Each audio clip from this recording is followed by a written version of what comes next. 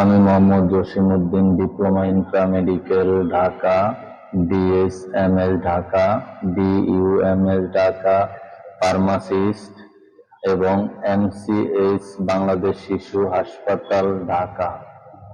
প্রিয় দর্শক, আসসালামু আলাইকুম। আজ আমি আপনাদের সাথে একজন একজিমা এবং অ্যালার্জি রোগী নিয়ে আলোচনা করব। রোগীর বয়স 30 বছর, ওজন 50 কেজি।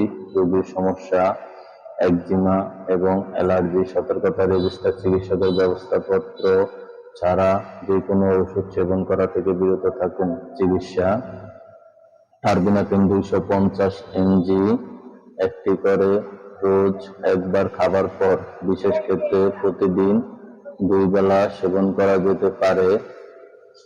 তারপরে ইটাকোনাজল 100 অথবা 200 mg একটি করে রোজ 2 বার খাবার পর 2 মাস।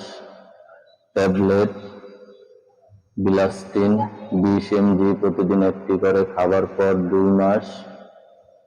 লোশন পারমেথিন 5% এবং কোটামিন 2%।